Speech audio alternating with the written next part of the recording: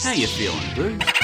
It's time to check out some cartoons so monumentally awful that networks hastily stepped in to cancel these horrors before they could do any further damage. So let's check out the top 6 worst cancelled cartoons. Just to note that I've tried to focus mainly on the cartoons I haven't talked about much before, just to keep it interesting. But I'll certainly mention those other cartoons in the dishonorable mentions. And for the ones I have talked about, I'll focus more on how these abysmal, shambling messes managed to get themselves prematurely canned. Anyway, on to the countdown.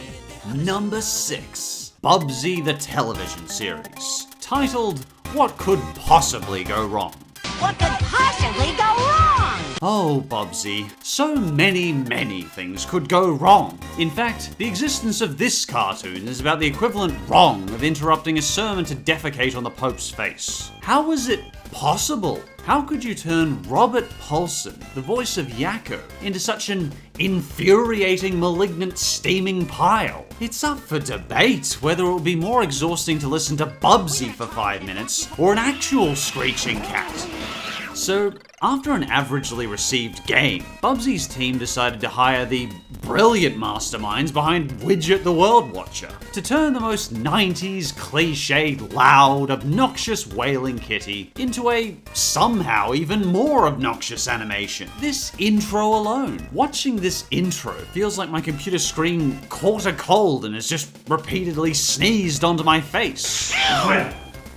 Bless you. As for the story, we basically watch 20 minutes of Mugsy being egotistical, while his hyperactive nephews continually scream. I don't want to play with me! No, he wants to play with me! In other words, this is the type of story that only appeals to the United Federation of Insane Cat-Loving Screaming Wolverine Mole People. And what's most tragic about all this is it contains some of animation's greatest voice talents, like Trez MacNeille, the voice from Futurama, The Simpsons, and Animaniacs, and freaking Jim Cummings, the voice of everything awesome. And given the creators managed to turn these voice talents into a cartoon so infuriating, unfunny, and unwatchably dreadful, that's almost an Olympic achievement in itself.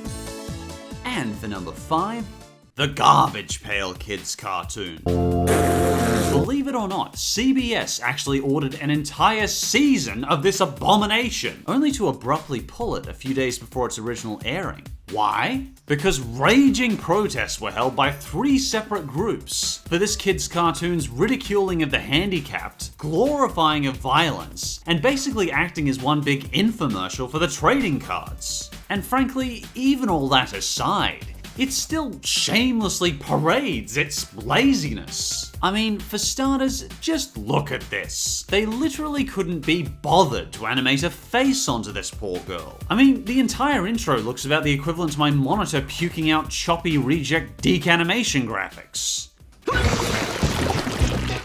Maybe I should get you virus checked.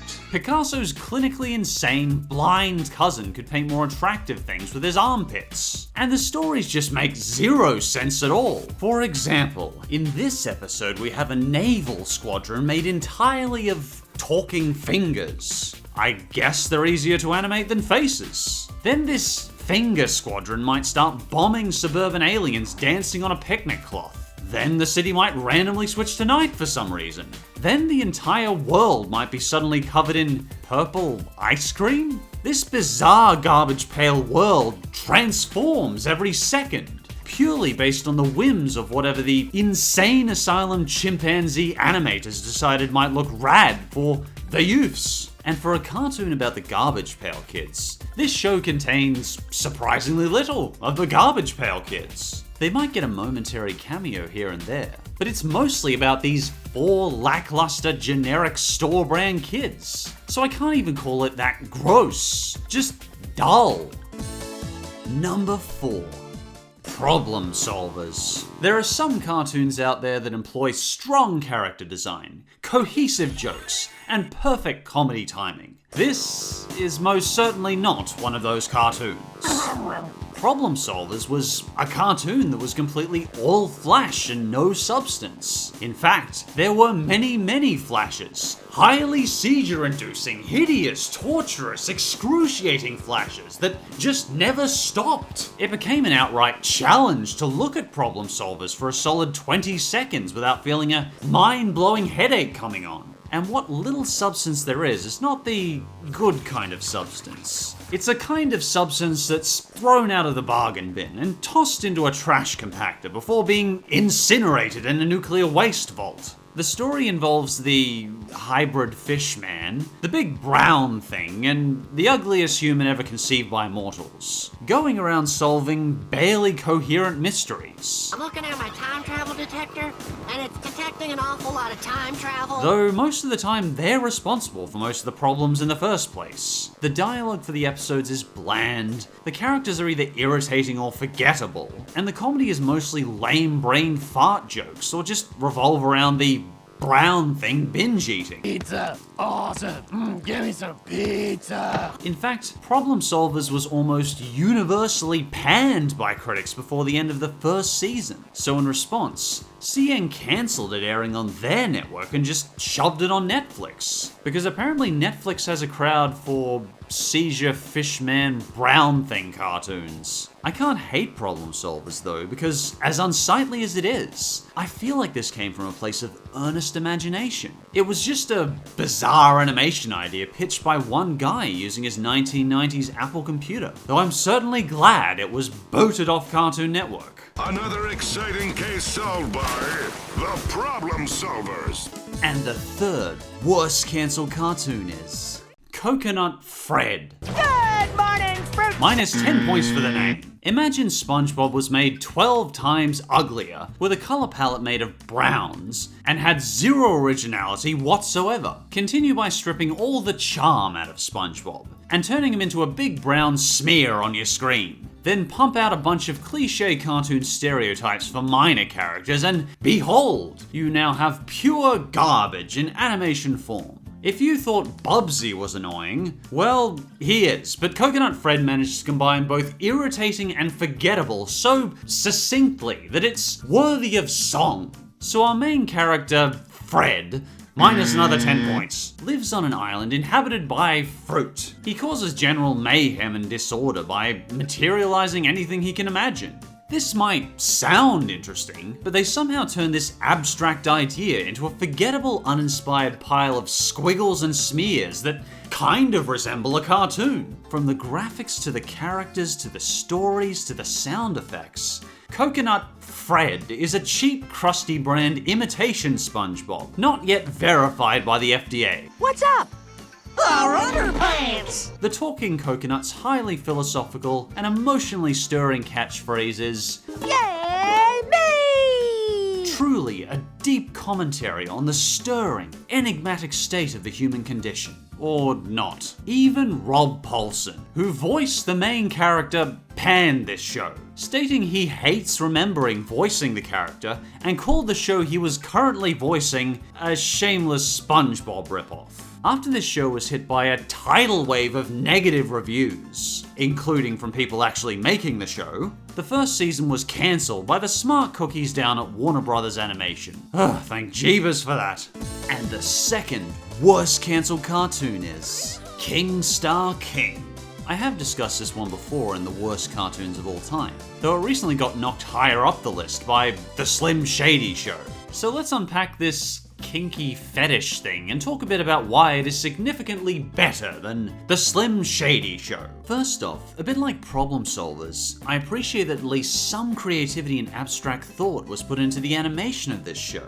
I mean, I can honestly say I've never seen anything like it. It may be hideous, abysmal, over-sexualized, and completely incoherent, but hey, Hats off for being creative. So, the plot synopsis claims it's about the intergalactic warrior who fights evil throughout the Gigantiverse. But the story is void of any writing or intelligence, and is mostly made up of psychedelic imagery, while the characters writhe and moan on the screen as they do grotesque, bizarre things like cutting themselves open or swallowing each other.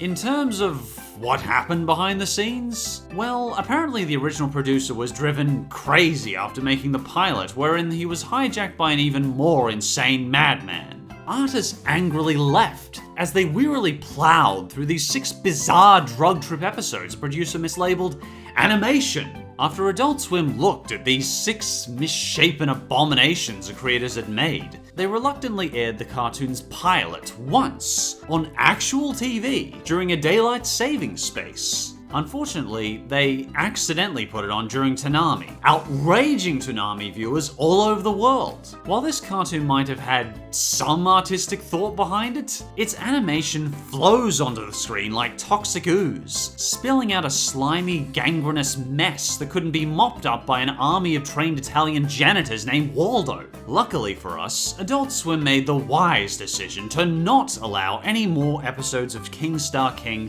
on TV. Hooray! Another exciting case solved by the Problem Solvers. And before we get to number 1, I'd like to give the usual dishonorable mentions. Fanboy and Chum Chum. Oh, tragedy. I've already talked about this one in Worst Nickelodeon and Worst Kids cartoons. So this cartoon will have to remain cancelled and forgotten, like it deserves. Sanjay and Craig. Ugh, revolting and annoying, and dragged on far longer than it had to before being cancelled. Breadwinners. Oh, this one so deserves to be on the list. But I'm not discussing it. Nope, no way. This cartoon has already had more than enough publicity and deserves to fade into obscurity. Alan Gregory, an obnoxious and highly unlikable cartoon aimed at the 0.1% for some reason. I talked about this one in the worst modern cartoons though, so I gave it a skip. Annoying Orange. This is technically not a cartoon. It's a live-action abomination of nature, so I don't have to discuss it again. Hooray! Oh, happy days.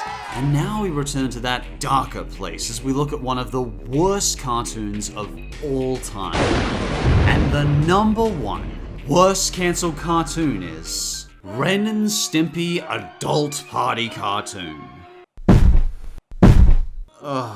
I feel like this is one of those rare cartoons that is so cataclysmically abysmal and awful that merely by uttering the title, 1,000 decent animators cry out in unison. Is there any worse cancelled cartoon out there? So let's talk about why this unidentifiable tragedy of animation was cancelled. Was it the horrendously offensive, grotesque imagery? That it was the most unfunny thing in the history of mankind? Well, it turns out the show's creator, John Crickfalusi, John was so far ahead of everybody else in the business. Let's call him Old Wrinkly Cock. had many loud, angry arguments with the network over Ren and Stimpy, eventually leading to him being fired by the network before he could even finish the cartoon. But then, Viacom brought him back, giving him full control over a Ren and Stimpy remake, and asking for an extreme version of Ren and Stimpy aimed at adult audiences. So basically, this snubbed, angry creator came back and huffed out one of the most long-prolonged and agonizing, depressing hunks of spite and bile, and then slapped the title Ren and Stimpy for Adults on it, as well as creating the worst cartoon episode of all time, Ren Seeks Help. There was also a sad slew of other revolting, unpleasant, meandering episodes, such as Stimpy's Pregnant or Naked Beach Frenzy. In fact, advertisers were so upset with episodes like Naked Beach Frenzy that they outright refused to air them, subsequently realizing the unfathomably rotten disaster they'd unleashed upon the world. Viacom canned the series before they could even air the 4th episode, and the animation studio was put on hold indefinitely, One lawsuit later, our buddy John shut down his studio. He later announced that all the Adult Party cartoons, including the 10 cancelled episodes, were coming to DVD. And it was then that we all heard a million animators cry out in unison. Ren and Stimpy Adult Party cartoon was vile.